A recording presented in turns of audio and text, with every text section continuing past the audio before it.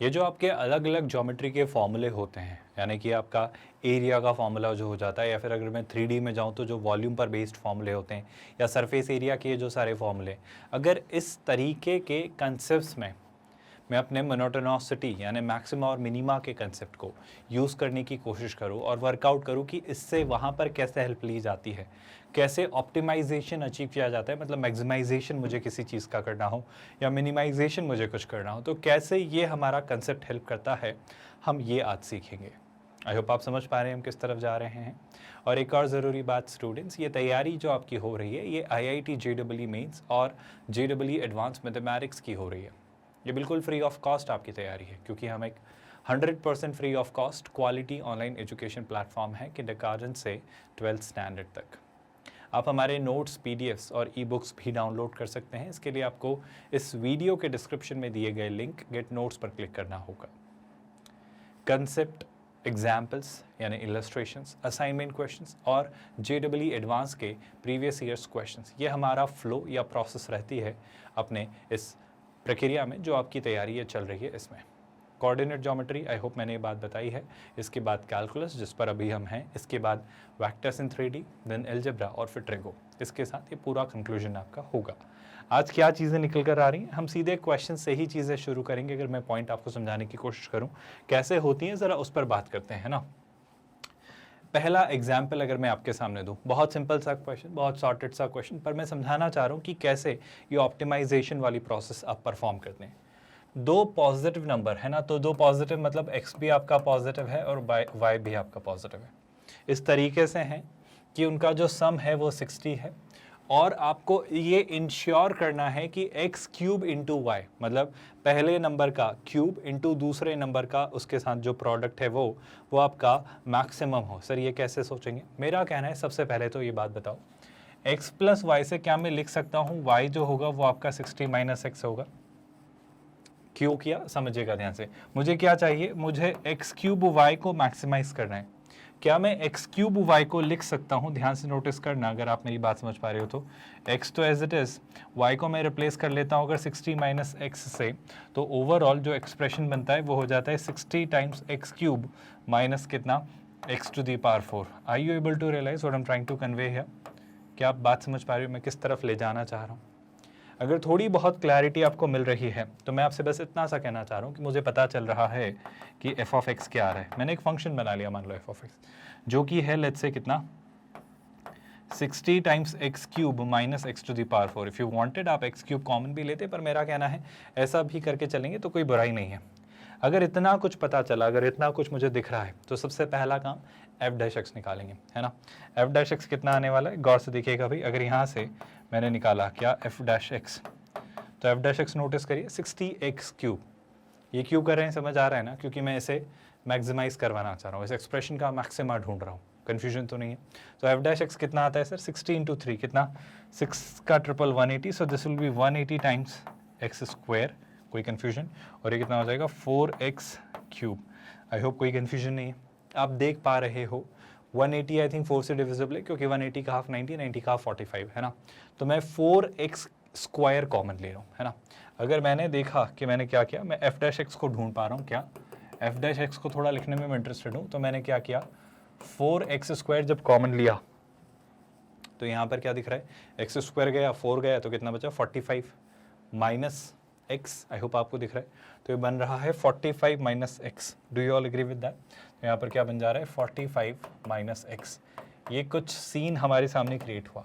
अब अगर मुझे अपने क्रिटिकल पॉइंट या स्टेशनरी पॉइंट निकालने हैं तो प्रोसेस से आई होप आप अवगत हैं क्या, कि मैं f डैश एक्स को क्या रखूंगा भाई, मैं f डैश एक्स को 0 के इक्वल रखूंगा।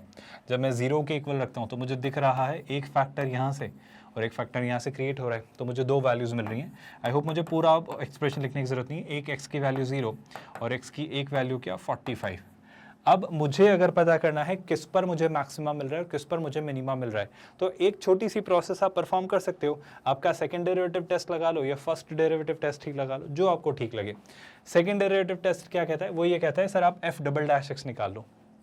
पर सेकेंड डेरिवेटिव टेस्ट में जब आप एफ डबल डैश एक्स निकालेंगे तो ये वाला पार्ट ना एक समस्या देगा आपको, समझना मेरी बात को ध्यान से सुनना, क्योंकि यहाँ पर ये एक रिपीटेड रूट की तरह बिहेव कर रहा है, तो जीरो पर आप चीज़ें इस तरीके से देख पाएं, इस बात की गारंटी नहीं। तो मैं फर्स्ट डेरिवेटिव टेस्ट ही सोच रहा हूँ कॉमन सेंस पर बेस्ड। ये आपका एफ डैश एक्स है, मुझे ये बताओ जो आपका एफ डैश एक्स है वो जीरो से पहले कैसा है, जीरो से जस्ट पहले। जैसे मैं जीरो से छोटी कोई वैल्यू पास करता हूँ, मान लो -0.1, ये रखा तो पॉजिटिव, ये रखा तो 45 प्लस समथिंग पॉजिटिव, तो पॉजिटिव इंटू पॉजिटिव पॉजिटिव, तो शैलाई से ये आपका पॉजिटिव है। अच्छा, मैं एफ डैश को ऑब्जर्व करना चाह रहा हूँ जीरो के जस्ट बाद में, जीरो के जस्ट बाद में मान लेते हैं कितना 0.1, ध्यान से देखो 0.1 का स्क्वायर कुछ पॉजिटिव, 0.1 सबट्रैक्ट किया तो भी कुछ पॉजिटिव, तो शैलाई से ये अभी भी पॉजिटिव। तो शैलाई से जीरो ना आपका क्रिटिकल पॉइंट है, स्टेशनरी पॉइंट है, पर वो लोकल मैक्सिमा है, लोकल मिनिमा नहीं देगा, क्योंकि वो ना एक पॉइंट ऑफ इन्फ्लेक्शन है, क्योंकि इससे पहले भी फंक्शन इंक्रीजिंग था, उसके बाद भी फंक्शन इंक्रीजिंग है, तो वहाँ स्टेशनरी हुआ फिर इंक्रीज हुआ। आप समझ रहे हो क्या? लेकिन अगर मैं 45 पर आपसे पूछूं तो 45 पर क्या हो रहा है वो देख लेते हैं। मैंने निकाला 45 से जस्ट पहले, है ना, 45 से जस्ट छोटी वैल्यू, लेट्स से 44, है ना, 44 का स्क्वायर पॉजिटिव, 44 रखते ही ये क्या हो जाएगा भाई आपका 44, 5 माइनस 44, आई होप पॉजिटिव। तो ये कितना आ रहा है भाई, ये आपका आ रहा है पॉजिटिव, मतलब ये आपका कुछ ऐसा रहा 45 के जस्ट बाद। मेरे ख्याल से बिल्कुल कॉमन सेंस पर बेस्ड बात है, कुछ ज़्यादा सोचने की ज़रूरत नहीं है। जैसे मान लो 46 का स्क्वायर पॉजिटिव, लेकिन यहाँ 46 रखा तो -1, नेगेटिव इंटू पॉजिटिव नेगेटिव, तो क्या आपको दिख रहा है 45 से पहले इंक्रीजिंग लेकिन 45 के बाद डिक्रीजिंग, तो 45 पर आपको क्या मिलेगा, 45 पर आपको मैक्सिमम मिलेगा। आप मेरी बात समझ पा रहे हो? 45 है क्या, 45 है आपकी x की वैल्यू, आप सुन रहे हो? मतलब ये जो कर्व है आपका जो भी है, मुझे ज़्यादा बातें नहीं पता, पर अगर x प्लस वाई आपके किसके इक्वल है, 60 के, जब x प्लस वाई 60 के इक्वल है तो x जब 45 है, ऑफकोर्स y कितना होगा उस केस में, आपको 45 में क्या ऐड करें कि में 60 आ जाए, तो 5 और 10 कितना हो जाएगा भाई 15, है ना। तो जब x 45 और y 15 होगा, यानी दोनों का सम ऑफकोर्स 60 तो इंश्योर करना ही है, उस केस में आपका x cube into y maximum होगा। मतलब ध्यान से सुनना, पहली बात तो दोनों वैल्यूज पॉजिटिव रखनी थी, सुन रहे हैं आप लोग? तो मुझे ये पता चल रहा है कि इस दरमियान जब ये वाला कोऑर्डिनेट आपका आएगा 45,15, ये इसका मैक्सिमम वैल्यू होगा। इसके बाद छोटा, इसके पहले भी छोटा। कौन की बात कर रहा हूँ मैं? इस एक्सप्रेशन की बात कर रहा हूँ, एक्स क्यूब इंटू वाई की। Do you all agree with what I am trying to convey here? कोई कन्फ्यूजन, कोई डाउट, कोई परेशानी? आई होप आप कंफर्टेबली सोच पा रहे हो कि हम कैसे ऑप्टिमाइजेशन करते हैं। It would be like a formula, मुझे किसी एक्सप्रेशन को किसी इक्वेशन में चाहिए, मुझे पता करना है कि मैं इसको बड़े से बड़ा चाहता हूँ। इट्स लाइक एक फॉर्मूला मेरे प्रॉफिट का, मेरे यू नो रेवेन्यू का प्रॉफिट, और मैं चाहता हूँ कि इसे मैं मैक्सिमाइज करवाना चाहता हूँ, मैं अपने कंपनी का प्रॉफिट मैक्सिमाइज करना चाहता हूँ, जो दो पैरामीटर्स पर डिपेंड करता है, कुछ इस तरीके से वो पैरामीटर्स रिलेटेड हैं। तो मुझे मेरा मैक्सिमम प्रॉफिट तब मिलेगा जब मैं पहले पैरामीटर को 45 और दूसरे पैरामीटर को 15 रखूँ। ये इस तरीके से हमें ऑप्टिमाइजेशन में हेल्प करता है। थोड़ा बहुत कॉमन सेंस आप डेवलप कर पा रहे हो कैसे मैक्सिमा और मिनिमा, यानी डेरिवेटिव का कंसेप्ट आपके रियल वर्ल्ड में इंट्रोड्यूस होकर अलग अलग चीज़ों में आपकी हेल्प करता है। थोड़ी और क्लैरिटी लेते हैं एक और क्वेश्चन के जरिए। आई होप आप चीज़ें समझ पा रहे हो कि अब हम किस तरफ बढ़ रहे हैं। फिजिक्स के बारे में थोड़ी बात करें, चलेगा क्या? घबराइए मत, कुछ सिंपल सी बातें करेंगे, और नहीं भी पता हो तो फिजिक्स को लेकर आपके फैकल्टी मेंबर्स हैं जो आपको कई सारी चीज़ें सिखा रहे हैं, तो वो आई होप आप सीख रहे हो, है ना। एज्यूमिंग द पेट्रोल बर्न्ट पर आवर, है ना, तो पेट्रोल बर्न्ट पर आवर मतलब पेट्रोल आपका बर्न हो रहा है, वो कंज्यूम कर रही है आपकी बाइक, व्हीकल जो भी है, मोटर बोट, और पर आवर, है ना। In driving a motor boat varies as the cube of its velocity. उसने क्या कहा सुनना आपसे, मतलब आपकी मोटर बोट की जो वेलोसिटी का क्यूब होगा उस पर डिपेंड करता है कि कितना पेट्रोल लग रहा होगा। मतलब इट्स लाइक जितनी ज़्यादा स्पीड पे आप चलाओगे ना उतना ज़्यादा पेट्रोल बर्न होगा, जितनी कम पे चलाओगे उतना कम बर्न होगा। ऐसा कुछ वो रिलेशनशिप स्टैब्लिश करवाना चाह रहे हैं, अगर आप मेरी बात समझ पा रहे हो, है ना। Show that the most economical speed when going against the current, against the current मतलब इट्स लाइक आप समझते हो ना, आपकी बोट है ना, इट्स लाइक आपकी मोटर बोट है, ये आपकी मोटर बोट है, और ये करंट मतलब क्या, आपकी you know this is the river, और जहाँ भी वो चल रही है ना। अब इस करंट की अपनी कुछ स्पीड है, इस रिवर की अपनी कुछ स्पीड है, और रिवर की स्पीड क्या कह रहा है वो c माइल्स पर आवर। तो रिवर जो है अपनी c माइल्स पर आवर पर चल रही है। River is you know running, और you know I would say river का जो पानी है वो बह रहा है किस स्पीड पर, c माइल्स पर आवर में, और आपकी बोट जो है वो सेल कर रही है अपनी कुछ स्पीड पर, है ना, और वो उसके अगेंस्ट जा रही है। तो मेरे ख्याल से अगर मैं आपसे एक सिंपल सी बात कहूँ, जैसे आपकी बोट की स्पीड s है और उसके अगेंस्ट आपके रिवर का फ्लो है, जो रिवर फ्लो हो रही है c की स्पीड पर, तो टेक्निकली मेरी बोट की स्पीड क्या होगी, एक्चुअल स्पीड जो होगी वो s माइनस सी होगी। आई होप आप ये बड़ा बेसिक सा रिलेटिव स्पीड का कंसेप्ट अप्लाई कर पा रहे हो। आई होप आप एस्केलेटर पर चलते हो तो आपकी खुद की कुछ अपनी स्पीड है, पर अगर एस्केलेटर की स्पीड अच्छी है, मतलब वो भी चल रहा है, तो आप और जल्दी पहुंच जाते हो। वहीं उल्टा, अगर एस्केलेटर आपकी रिवर्स डायरेक्शन में आ रहा है और आप उस पर चल रहे हो, तो आपकी स्पीड ओवरऑल डाउन हो जाती है, क्योंकि वो आपको पीछे ला रहा है। तो ये वैसा ही कुछ सिनेरियो, ये आपको पानी पीछे ला रहा है, आप आगे जाना चाह रहे हो, तो आपकी इफेक्टिव स्पीड क्या होगी, आपकी एक्चुअल स्पीड माइनस रिवर की स्पीड। आई होप ये रिलेटिव स्पीड का कंसेप्ट शायद मुझे फिजिक्स के थ्रू समझाने की जरूरत नहीं है, कॉमन सेंस पर ये बेस्ड बात है। Everyone got that? Now what I am trying to make you understand is, वो आपसे ये पूछना चाह रहा है कि अगर आपको ये दे दिया जाए कि जो पेट्रोल आपका बर्न होता है वो मोटर बोट की वेलोसिटी के क्यूब पर डिपेंड करता है, तो उसके अकॉर्डिंग एग्जैक्टली कहानी क्या रहेगी, जरा वो हम निकालने की कोशिश करते हैं। बहुत ध्यान से सुनना, पूरी कहानी आपको मैं समझा रहा हूँ। एक बात मान लो, जैसे कि मैं मान लेता हूँ हमारी जो मोटर बोट है उसकी स्पीड कितनी है, v कितना, miles per hour. Everyone with me so far? यहाँ तक तो कोई डाउट नहीं है। अब मुझे बताओ इफेक्टिव स्पीड कितनी होगी। मैं स्पीड में, वेलोसिटी में ऐसी बहुत बड़ी बड़ी बातें नहीं करना चाह रहा जो हम फिजिक्स में करते हैं ना, तो उसको इंट्रोड्यूस मत करना यहाँ पर कि वेलोसिटी अलग होता है, स्पीड अलग होता है, ये पूरी कहानी में हम नहीं जा रहे। हमने तो अपनी स्पीड ऑफ मोटर बोट मान ली है v माइल्स पर आवर, और सारा माइल्स पर आवर्स में चल रहा है, तो मैं इसी में रखूंगा। पर मुझे ये पता चल रहा है सर कि आपकी जो ओवरऑल ये जो इफेक्टिव स्पीड है वो क्या आ रही है सर। आई होप आपको इस बात से अब कोई परेशानी नहीं, v माइनस सी। अब ऐसा समझ लो कि अगर मैं कुछ ड्यूरेशन के लिए चला, लेट्स से मैं t ड्यूरेशन के लिए चला, मैं कितनी देर के लिए चला, t ड्यूरेशन के लिए, है ना, ड्यूरेशन तो कहीं मेंशन नहीं, तो मैंने मान लिया कि मैं t आवर्स के लिए चला, है ना, मैंने जो मोटर बोट चलाई है वो कितनी देर के लिए चलाई है, t आवर्स के लिए। तो मैं बड़ा बेसिक सा कंसेप्ट जानता हूँ सर लाइफ में, स्पीड जो होती है वो क्या होती है, डिस्टेंस अपॉन टाइम, है ना। अगर ये फॉर्मूला आप जानते हो तो मैं इसी पर सारा खेल अपना करूंगा इस क्वेश्चन का, है ना, कोई बड़ी बात तो नहीं है ये। अगर मुझे पता है स्पीड सर आपकी होती है डिस्टेंस अपॉन टाइम, मैंने मान लिया ये हमारी बोट की स्पीड है, ये आपके रिवर की स्पीड है, तो इफेक्टिव स्पीड कितनी है, जो एक्चुअल स्पीड होगी जिस पर बोट चलेगी वो कितनी होगी, वो होगी v माइनस सी, है ना, वो क्या होगी, v minus c miles per hour. Everyone with me? अब मैं क्या कहना चाह रहा हूँ वो समझना, ये होगी आपकी v माइल्स पर आवर, है ना।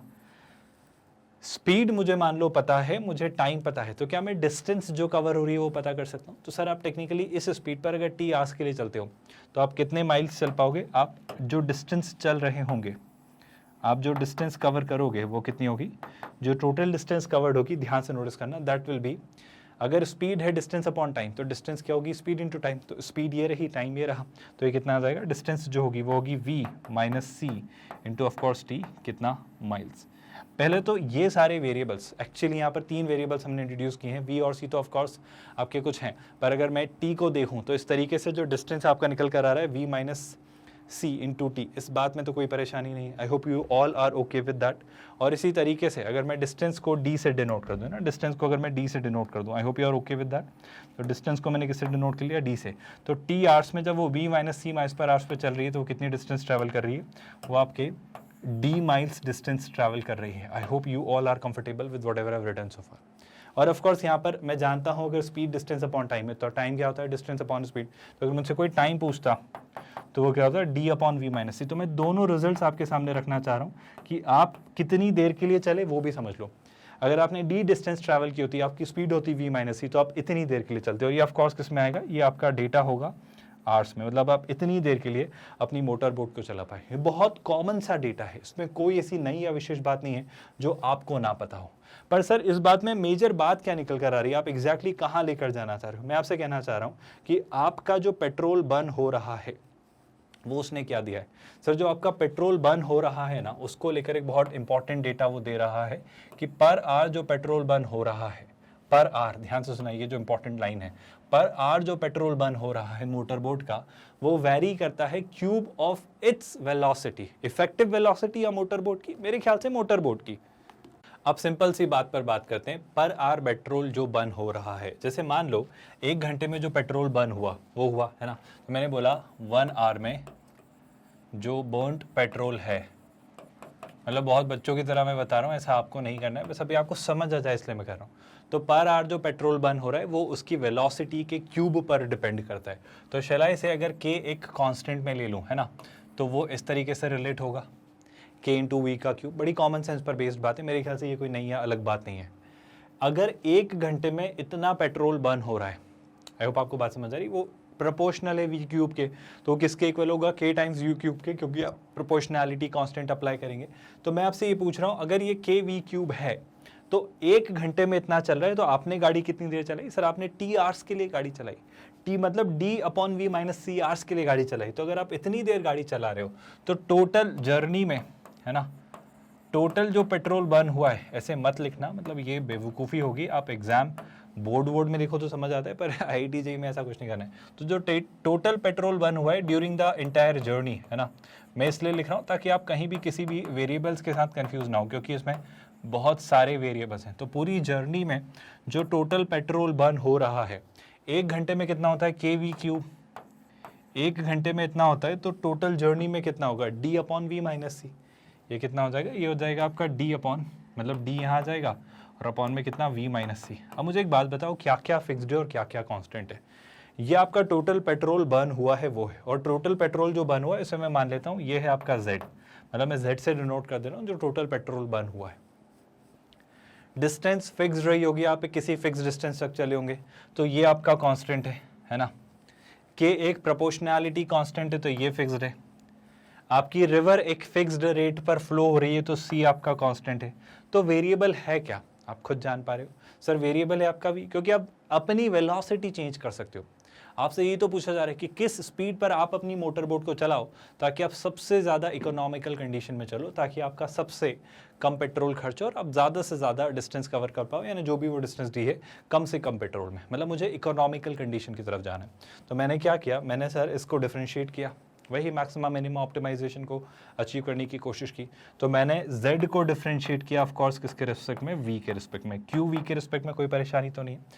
K, D और C कांस्टेंट है ना, कुछ ना कुछ वैल्यू होंगी, जैसे कोई ना कोई फिक्स्ड डिस्टेंस, कुछ ना कुछ कोई कांस्टेंट की है K की वैल्यू, और ऑफ कोर्स C आपकी रिवर की स्पीड। अब सुनना, अगर मैं यहाँ पर देख पा रहा हूँ तो सर कोशेंट रूल लगा लेते हैं। तो डिनोमिनेटर में तो तय है क्या आ जाएगा, V माइनस सी का तो स्क्वायर आप ले ही ले रहे हो, बहुत बढ़िया।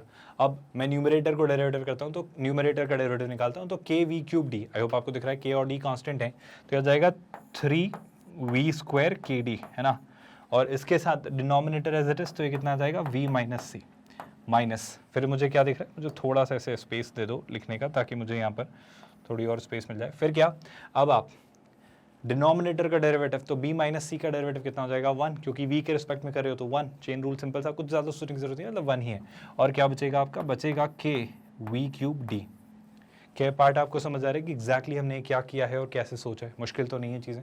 एक छोटा सा काम मैं करने की कोशिश कर रहा हूँ, अगर आप सबको समझ आ रहा हो जो मैं करना चाह रहा हूँ वो क्या, देखो k d और v स्क्वायर, के डी और वी स्क्वायर यहाँ से और यहाँ से कॉमन लेता हूँ, I hope we can do that. तो जब मैंने ऐसा किया तो सुनना ध्यान से, हमें जो मिल रहा है t z upon d v, है ना, वो क्या मिल रहा है, हमने लिया के डी और वी स्क्वायर कॉमन, तो ठीक है मैं ये तो अलग से लिख ही लेता हूँ, k into d into v square. अब जो अंदर बच रहा है एक्सप्रेशन वो देखो, यहाँ से के डी वी स्क्वायर पूरा गया, तो ये कितना बच रहा है, 3 टाइम्स वी माइनस सी। सो मैं से लिख लेता हूँ 3v minus 3c, I hope मैं लिख सकता हूँ। तो यहाँ पर क्या बच रहा है, 3v माइनस 3c। और नोटिस करिएगा ध्यान से, चीज़ों को अच्छे से समझना। यहाँ से आपने क्या कॉमन लिया, सर यहाँ से आपने कॉमन लिया है के डी वी स्क्वायर, तो के डी वी स्क्वायर क्या है, तो बचा कितना v, तो यहाँ से आपको माइनस v बचा हुआ मिलेगा। तो यहाँ पर मेरे पास एक माइनस v बच रहा है। आई होप आपको समझ आ रहा है हम किस तरफ जा रहे हैं। और यहाँ से अगर सोचा जाए तो v माइनस सी का स्क्वायर तो डिनोमिनेटर में है ही। अब आप मेरा सिंपल सा पॉइंट समझने की कोशिश करो, आपको दिखेगा कि एग्जैक्टली हम कहाँ जा रहे हैं और क्या करना चाह रहे हैं। आपका निकल कर आ रहा है d z by d v, बिल्कुल सही बात है।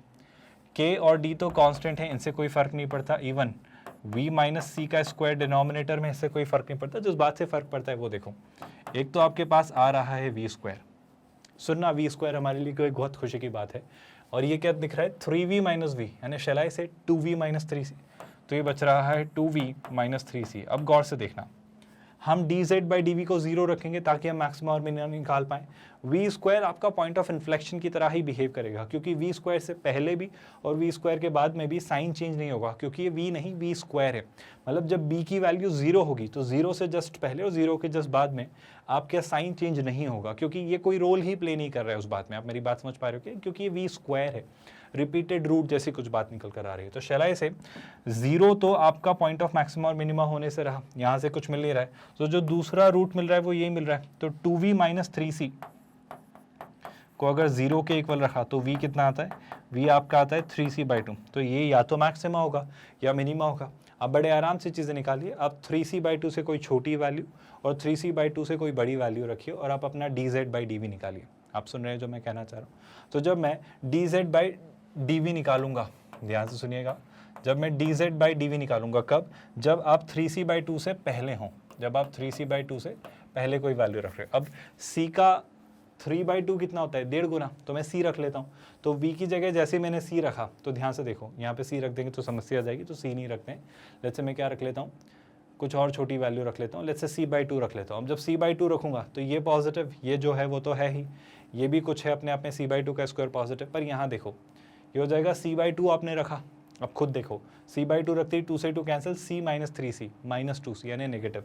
तो something positive overall into negative. आप सुन रहे हो क्या? मतलब ओवरऑल आपका dz/dv क्या आ रहा है? नेगेटिव। कोई परेशानी? और आप खुद पाओगे कि इसके जस्ट बाद जब मैं निकालूंगा, मैं जब 3c/2 के जस्ट बाद निकालूंगा, जैसे c का 1.5 गुना है तो c का डबल ले लेते हैं, यानी 2c ले लेते हैं। तो अगर आपने 2c लिया तो ओवरऑल पॉजिटिव, ये भी पॉजिटिव, यहाँ लिया तो 4c माइनस 3c, तो ओवरऑल एक्सप्रेशन पॉजिटिव, यानी क्या आएगा? पॉजिटिव। मैं कहना चाह रहा हूँ 3c/2 से पहले और 3c/2 के बाद में आपका ओवरऑल एक्सप्रेशन डिक्रीज होकर इंक्रीज हो रहा है। मतलब मुझे क्या मिल रहा होगा? मुझे ऑफकोर्स क्या मिल रहा होगा? मिनिमा। मतलब ये जो पॉइंट है आपका, जो कि है 3c/2 जो वैल्यू है, इस पर आपको मिनिमम पेट्रोल बर्न हो रहा है, क्योंकि z क्या था? z आपका पेट्रोल का बर्निंग था ना। तो मैंने पाया अगर आप अपनी वेलोसिटी 3c/2 रखें, अगर आप अपनी वेलोसिटी 3c/2 रखें तो उस केस में आपका पेट्रोल कम से कम बर्न होगा, क्योंकि पेट्रोल को कम से कम बर्न करने के लिए हमने एक फॉर्मूला बनाया था और चीज़ें निकाली थी। तो आप समझ पा रहे हो रियल लाइफ में ये जो आपका कंसेप्ट है मैक्सिमा और मिनिमा का, ये कैसे आपकी हेल्प करता है और आप कैसे क्वेश्चंस ट्राई करते हैं और कैसे उन्हें वर्कआउट करते हैं। मुश्किल तो नहीं है चीज़ें। आई होप आप चीज़ें देख पा रहे हो। थोड़ी और क्लैरिटी देता हूँ, इस क्वेश्चन से आप ना और अच्छे से चीज़ें देख पाओगे और समझ पाओगे कि एग्जैक्टली है क्या ये कंसेप्ट। एक विंडो है जो किस फॉर्म में है? एक रेक्टेंगल है, लेकिन वो रेक्टेंगल के साथ पता है समस्या क्या है? That is surmounted by a semi circular opening. ठीक है sir, the total perimeter of the window is 10 metre, find the dimensions of window to admit maximum light through the whole opening. सबसे पहला काम तो मैं विंडो का structure पता कर पाऊं। दूसरा काम कि अगर मैं मैक्सिमम लाइट चाहता हूं तो मैक्सिमम लाइट कब मिलेगी सर? जब एरिया मैक्सिमम होगा। Do you all get that? और मुझे दिया गया है कि जो टोटल पेरीमीटर है वो फिक्स कर दी गई 10 मीटर।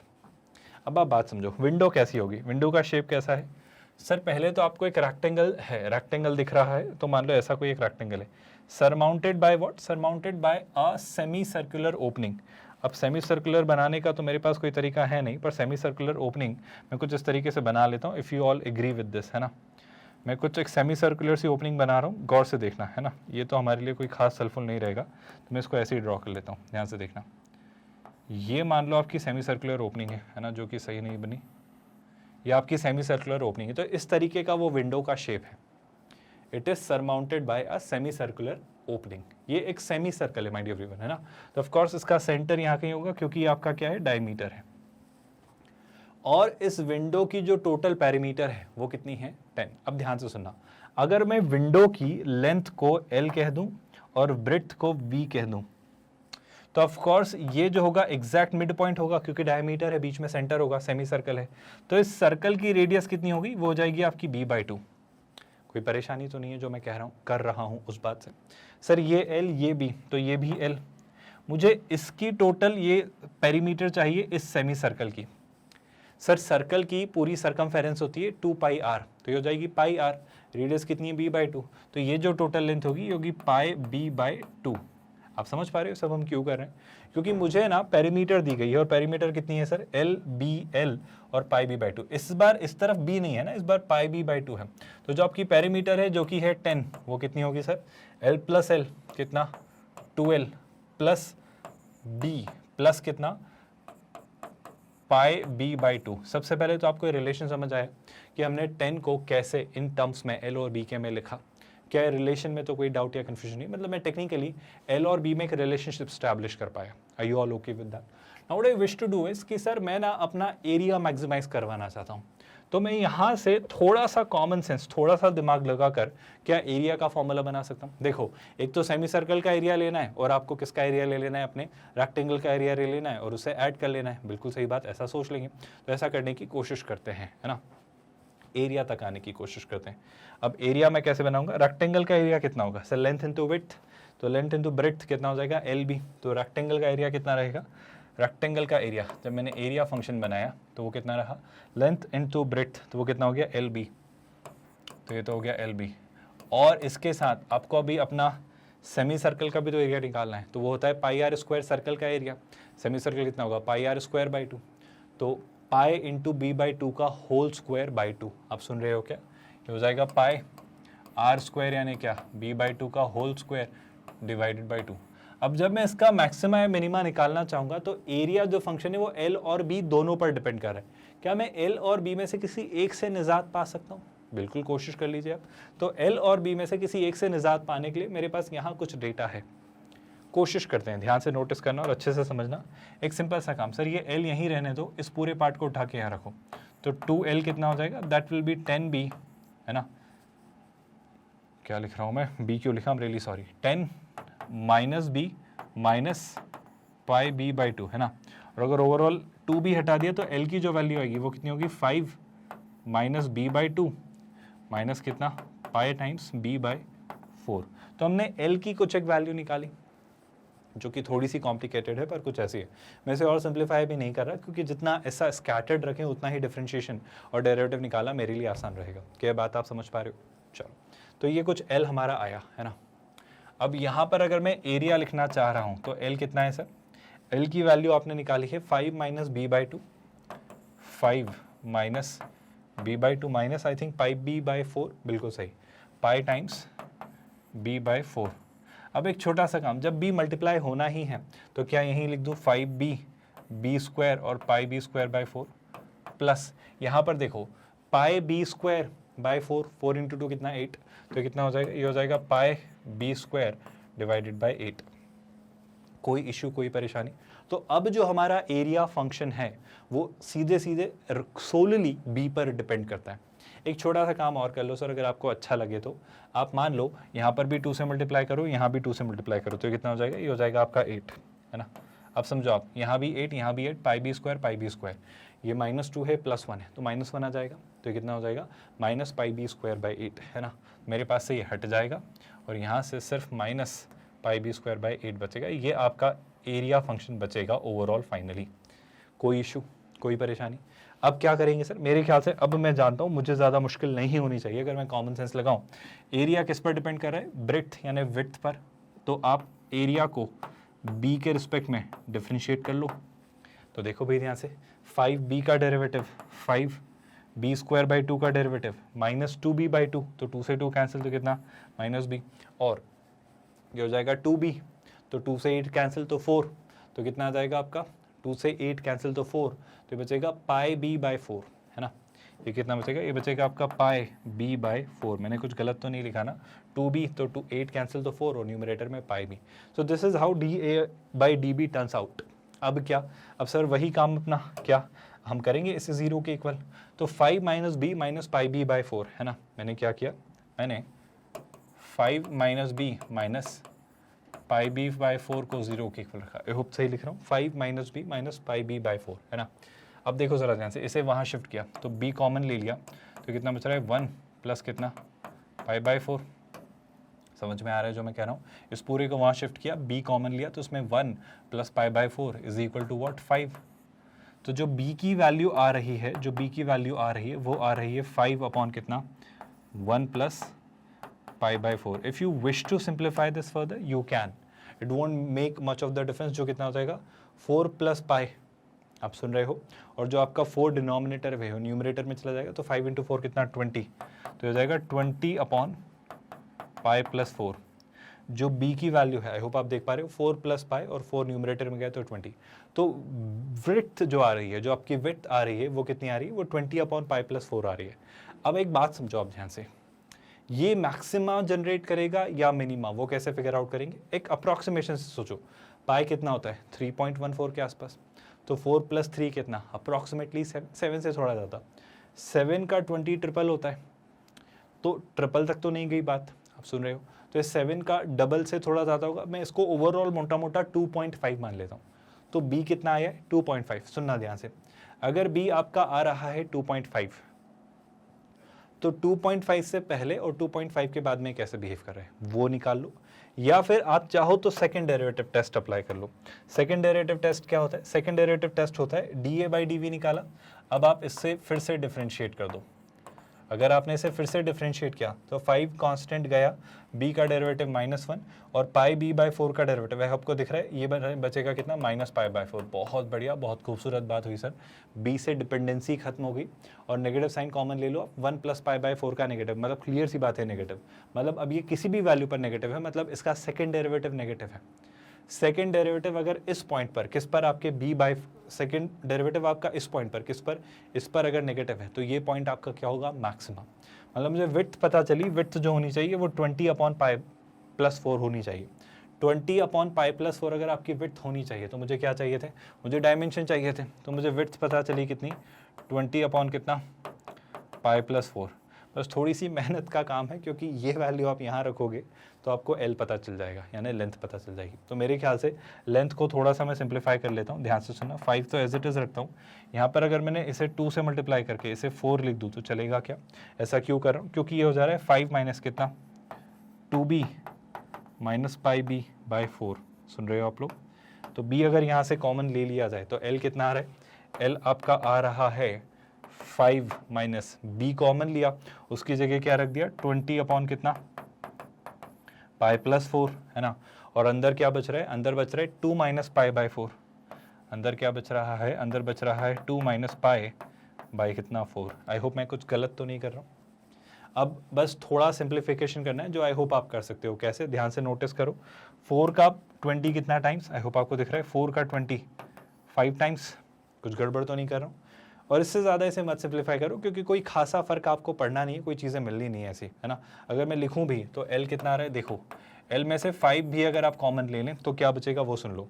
5 भी अगर कॉमन ले लिया तो यहाँ बचेगा कितना 1 माइनस, यहाँ जो बचेगा वो कितना बचेगा 2 minus pi by pi plus 4, ये कितना बचेगा, ये बचेगा 2 minus pi by pi plus 4, है ना। और ऑफ कोर्स मेरे ख्याल से नेगेटिव साइन ही है, बिल्कुल सही बात है, नेगेटिव साइन ही है। इसे थोड़ा भी सिंप्लीफाई करने की कोशिश की तो 5 तो एज इट इज़ है, पाई प्लस 4, है ना, नेगेटिव साइन गया तो -2 प्लस पाई अपॉन में कितना पाई प्लस 4, और अगर आप इसे सिंप्लीफाई करें तो L कितना होगा 5 टाइम्स पाई प्लस पाई कितना 2 पाई के साथ कितना +2 अपॉन कितना पाई प्लस 4। इसे थोड़ा और सिंप्लीफाई किया तो L कितना आ जाएगा, 2 कॉमन ले लिया तो ये हो जाएगा 10 टाइम्स पाई प्लस 2, कोई दिक्कत तो नहीं है, डिवाइडेड बाय पाई प्लस 4। तो ये आपकी लेंथ है, और ब्रेड्थ तो कितनी थी 20 बाय पाई प्लस 4, है ना। जो ब्रेड्थ थी that was 20 divided by pi plus 4। I hope मैं कुछ भी गलत नहीं लिख रहा हूँ।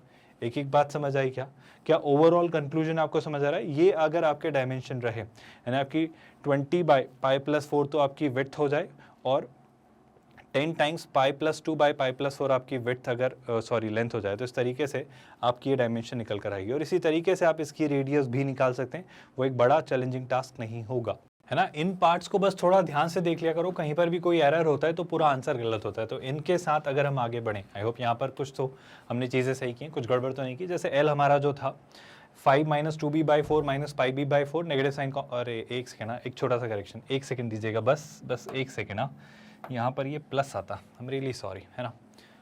ऐसे देख लिया करो ना, ये एक छोटे प्लस माइनस से भी सारी गड़बड़ हो जाती है, और अगर ये प्लस आता तो कुछ ज़्यादा बड़ी बात हो गई क्या। हमने यहाँ रखा 20 बाय पाई प्लस 4, और ये हो जाता आपका कितना, ये नेगेटिव साइन यहाँ ऑलरेडी कॉमन आ चुका है, तो ये होता है 2 प्लस पाई, ये अगर 2 प्लस पाई होता तो यहाँ भी आपका 2 प्लस पाई होता। अगर ये 2 प्लस पाई होता तो pi plus 4 minus 2 minus pi होता है ना, it should have been minus pi. I am really sorry, यहाँ पर एक छोटा सा करेक्शन होगा कि इस वजह से आपके एल की वैल्यू में थोड़े बदलाव आएंगे। आई एम रियली सॉरी, है ना, आई am really sorry. I hope आपको बात समझ आ रही है, मैं एक्जैक्टली कहाँ आपको ले जाना चाह रहा हूँ। सर देखो क्या होगा, पाई से पाई कैंसिल हो जाएगा, बिल्कुल हो जाएगा, और 4 माइनस 2 कितना हो जाएगा, वो हो जाएगा 2, 2 इंटू 5 कितना 10, so this will be 10 upon कितना, this will be 10 upon pi plus 4। तो इस तरीके से आप कहेंगे, आपके एल और बी आएंगे। आई एम रियली सॉरी, छोटा सा करेक्शन है, वरना कोई बड़ी विशेष बात नहीं है। तो इस तरीके से लेंथ और ब्रेड्थ यानी आपके डायमेंशन निकल कर आएंगे। ऐसे छोटे से लेयर्स आप प्लीज़ अवॉइड करिए, मुझसे हो जाती हैं चीज़ें, पर आप प्लीज़ इनका ध्यान रखेंगे। चलो इसके बाद अगर नेक्स्ट क्वेश्चन की तरफ बढ़े तो क्या कह रहा है वो, सर एक पॉइंट है आपके हाइपोटेन्यूज ऑफ अ ट्रायंगल। अब अगर हाइपोटेन्यूज आया तो उसने ट्रायंगल बताया नहीं, पर मेरे ख्याल से आपको समझ आ जाना चाहिए कि वो कैसा ट्रायंगल है। वो आपका राइट एंगल्ड ट्रायंगल है ना, is at a distance A and B from the sides of the triangle, है ना। तो वो जो दोनों साइड्स हैं उनसे ए और बी डिस्टेंस पर सिचुएटेड है, ठीक है sir. show that the minimum length of the hypotenuse is this। तो कुछ बहुत ही अजीबोगरीब बात हो रही है सर, ये कैसे कर रहे हो आप। मेरा कहना है मैं इस क्वेश्चन में ज़्यादा नहीं जाना चाहूँगा, मैं इस क्वेश्चन को थोड़ा ऐसे सोचूंगा। मुझे सबसे पहले तो एक राइट एंगल ट्रायंगल चाहिए, बिल्कुल चाहिए।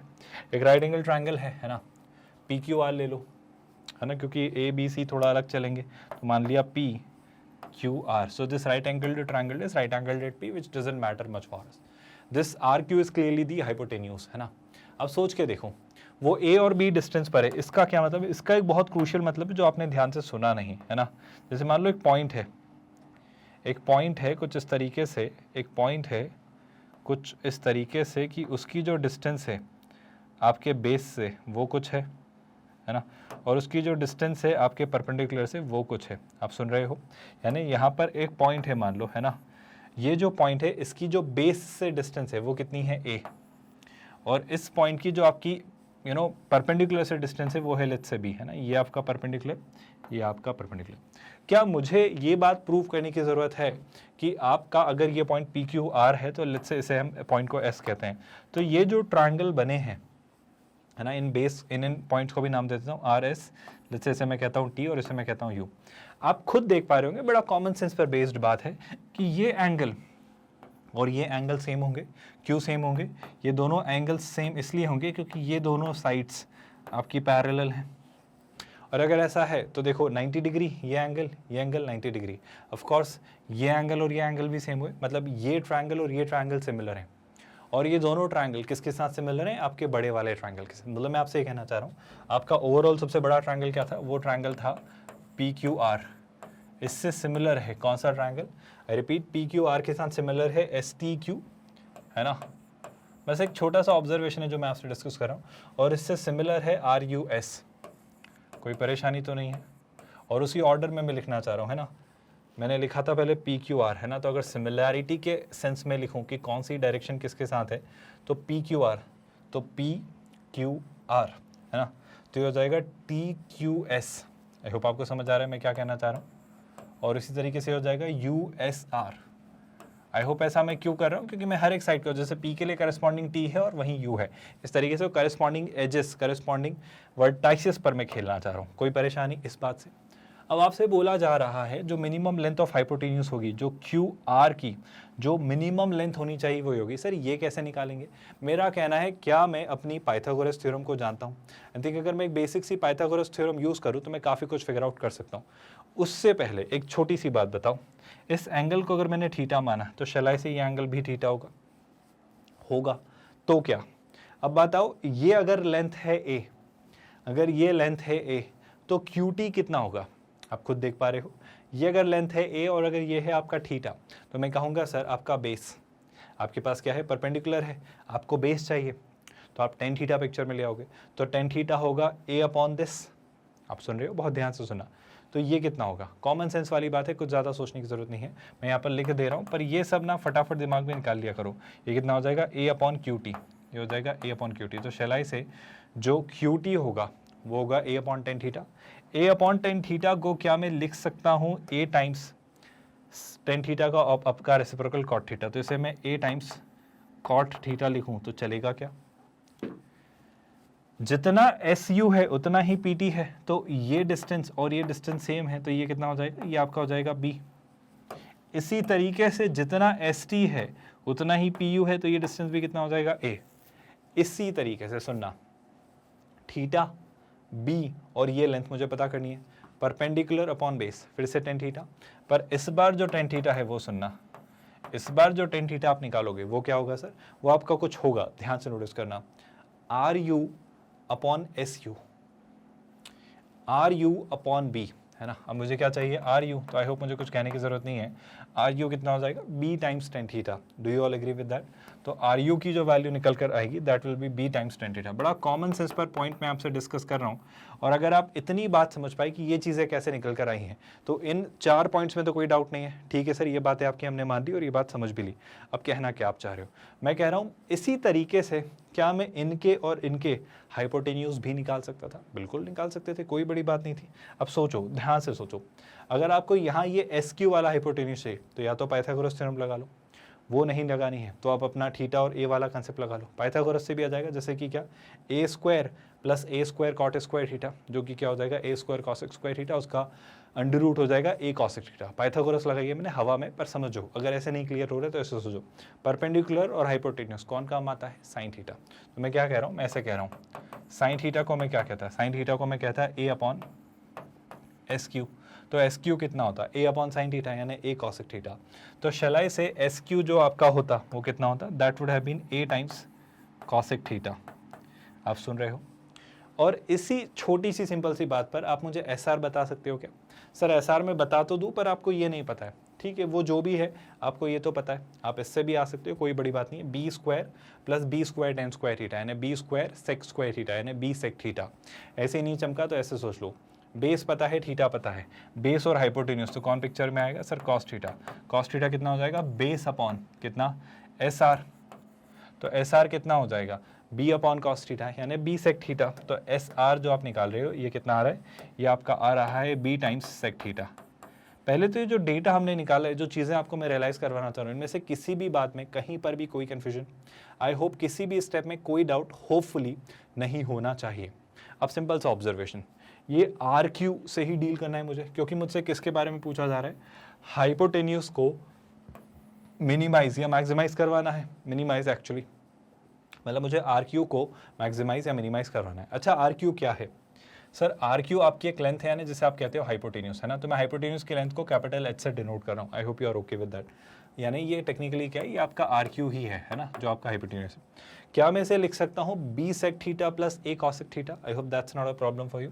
तो इसे मैंने क्या लिखा, B times sec theta plus A times cosec theta. Do you all agree with that? What I do next is, please ध्यान से सुनिएगा और बहुत अच्छे से समझिएगा। अच्छा, एक छोटी सी बात, बस निकली है तो बात कर लेते हैं, ध्यान से नोटिस करना, बहुत सिंपल सा ऑब्जर्वेशन है।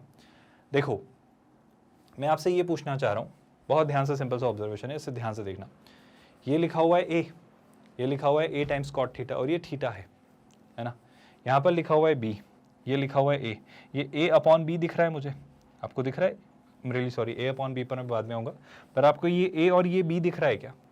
क्या इस बेसिस से, ये ए और बी की हेल्प से मैं थीटा तक पहुँच सकता हूँ? अगर कुछ कोई भी आइडिया मुझे मिल जाए, हम पहुंचेंगे, इस बात पर आएंगे, पर मैं एक हिंट देकर आपको रख दे रहा हूँ कि मुझे थीटा तक जाना है ए और बी की हेल्प से, जो कि आपको दिख रहा होगा, कोई नई बात नहीं है।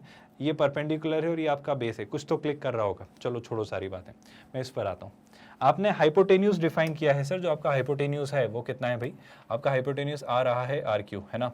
अगर हाइपोटेन्यूज आपका आर क्यू आ रहा है, जो कि आपने क्या लिया एच, तो हाइपोटेन्यूज थीटा का एक फंक्शन है, तो तरीका वही है, आप डिफरेंशिएट कर देंगे। तो मैंने h को डिफरेंशिएट किया किसके रिस्पेक्ट में, थीटा के रिस्पेक्ट में, कोई परेशानी तो नहीं है। सेक थीटा होता है सेक थीटा टेन थीटा, तो ये कितना हो जाएगा, b times sec theta tan theta, है ना। कॉसेक थीटा का डेरिवेटिव होता है minus cosec theta cot theta, तो ये कितना हो जाएगा, हो जाएगा माइनस ए टाइम्स कितना, कॉसेक थीटा और क्या, कॉट थीटा। अब ऑफ कोर्स हमारी नेक्स्ट स्टेप क्या होती है सर? अगला स्टेप यही होता है कि आप इसे क्या रखते हैं, जीरो के इक्वल। जीरो के इक्वल रखने से मुझे वो क्रिटिकल पॉइंट या स्टेशनरी पॉइंट मिलते हैं जहाँ मैक्सिमा या मिनिमा अटेन होगा। तो मैंने क्या किया, मैंने D H by D theta को जीरो के इक्वल रखा। जब ऐसा किया तो आपने इसे इसके इक्वल रख दिया, क्योंकि दिस माइनस दिस अगर जीरो है तो ये इसके इक्वल है। तो आप देख पा रहे हो हमने क्या अचीव किया, हमने अचीव किया b times sec theta dot tan theta, गौर से देखिएगा, will be equal to b times sec theta dot tan theta will be equal to a times cosec theta into कितना, a times cosec theta into cot theta. देखना बहुत important से conclusion की तरफ मैं जा रहा हूँ, जिससे मैं अपने वही बात पर आऊँगा, लेकिन इससे पहले ये समझो अब सर क्या क्या निकल कर आ रहा है वो देखो। सिंपल सा ऑब्जर्वेशन, टेन थीटा को क्या लिख सकते हैं, टेन थीटा को ओवरऑल पूरा ए और बी एक तरफ और बाकी सारे रेशियोज एक तरफ लाना चाह रहा हूँ, है ना। तो लेट्स से मैं ए को इधर ले आया तो ये कितना हो गया, ये हो जाता है बी अपॉन ए, है ना। वहाँ पर कॉसेक थीटा कॉट थीटा है, कॉसेक को मैं क्या लिख लूँगा, कॉसेक को मैं लिख लेता हूँ 1 अपॉन साइन थीटा, मैं सब कुछ साइन और कॉस में कन्वर्ट कर लेता हूँ। कॉट कितना है, कॉट आपका है कितना, cos theta upon sine theta. Denominator में क्या चल रहा है सर, डिनोमिनेटर को अगर आप देखें तो sec theta upon tan theta, sec theta कितना होता है 1 अपॉन कॉस थीटा, और टेन थीटा कितना होता है सर, वो होता है आपका sine theta upon cos theta. कुछ गड़बड़ कुछ गलत तो हम नहीं कर रहे हैं, आई होप आपको दिख रहा है। कॉस थीटा और ये cos theta, cos cube theta, sine theta और ये sine theta, sine cube theta. तो शलाई से बी अपॉन ए आपका हो जाएगा कितना, cos cube theta upon sine cube theta. मैं इसका रेसिप्रोकल लेता हूँ, इसका अगर रेसिप्रोकल लिया तो क्या आपको दिख रहा है, मुझे ये पता चल रहा है cos cube theta upon sine cube theta का रेसिप्रोकल क्या होगा, साइन अपॉन कॉस का क्यूब, साइन अपॉन कॉस कितना होता है 10, तो ये जाएगा 10 क्यूब थीटा, है ना। और इस तरफ क्या था बी अपॉन है, इसका रेसिप्रोकल क्या हो जाएगा ए अपॉन बी। मुझे यहाँ से ये पता चल रहा है कि टेन थीटा आपका कितना है, टेन थीटा आपका आ रहा है ए बी का 1/3 रूट। अब इस पर आपका मैक्सिमा या मिनिमा लाई करेगा, बिल्कुल सही बात है। अब जनरली जब आपको एक ही रूट मिल रहा है जहां पर वो जीरो हो रहा है, टेन थीटा की वैल्यू ए बाई बी की पावर 1/3 है, तो उस पर तय है वो मिनिमा होगा, क्योंकि क्वेश्चन ने पूछा है मिनिमा और मुझे एक ही रूट मिल रहा है, एक ही क्रिटिकल पॉइंट मिल रहा है, तो मैं कहूँगा उस पर मिनिमा ही होगा, क्योंकि वो और कहीं जाएगा भी नहीं। आप मेरी बात समझ पा रहे हो क्या? अगर आपको यकीन ना हो तो आप या तो सेकंड डेरिवेटिव टेस्ट लगा लो, मतलब इसे रीडिफरेंशिएट कर दो, या फिर आप अपना तरीका लगा लो, क्या इससे पहले और इसके बाद में डेरिवेटिव निकालो, जो आपको ठीक लगे। पर मैं बस इतना कहना चाह रहा हूँ कि कॉमन सेंस से ये बात मान के चलना कि वो मिनिमम पूछ रहा है ना, क्रिटिकल पॉइंट एक ही आ रहा है, तो उस पर मिनिमम आपको मिल जाएगा। थोड़ा बहुत मेरा पॉइंट आप समझ पा रहे हो, डाइजेस्ट कर पा रहे हो क्या? पर मैंने क्या निकाल पाया सर, हम इस कंक्लूजन पर आए कि टेन थीटा जो है वो ए बाई बी का 1/3 रूट है, यानी थीटा क्या रहा होगा सर, थीटा आपका रहा होगा, आपका ओवरऑल जो थीटा रहा होगा वो रहा होगा ए अपॉन बी का, हेलो थीटा क्या रहा होगा, tan inverse of A upon B का 1/3। क्या इस बात को आप सब बहुत अच्छे से डाइजेस्ट कर पा रहे हो? कोई कन्फ्यूजन यहाँ तक? आई होप किसी भी स्टेप में कोई परेशानी नहीं है। हमने बी और ए को यहाँ रखा, ये आपका कॉसेक और कॉट था, और ये आपका क्या था, सेक और टेन। आई होप ये बात सॉर्टेड थी। आपका B sec theta tan theta और A cosec theta cot theta चला आ रहा था।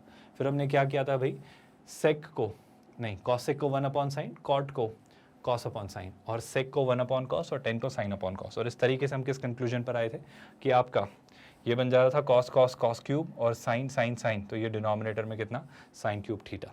तो बी अपॉन ए आपका जो आ रहा था ओवरऑल वो cos cube theta upon sine cube theta, और यहाँ से मैं इस कंक्लूजन पर आया था कि टेन क्यूब थीटा आपका ए अपॉन बी, यानी टेन थीटा ए अपॉन बी का 1/3 रूट।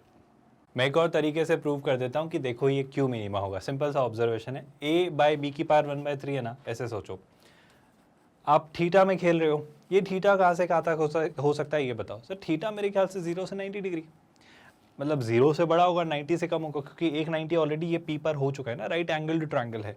तो मैं आपसे कहना चाह रहा हूँ थीटा जो है आपका वो 0 से 90 के बीच होगा। अब सोच के देखो, आपका ये फंक्शन है एच, आपका ये फंक्शन है एच।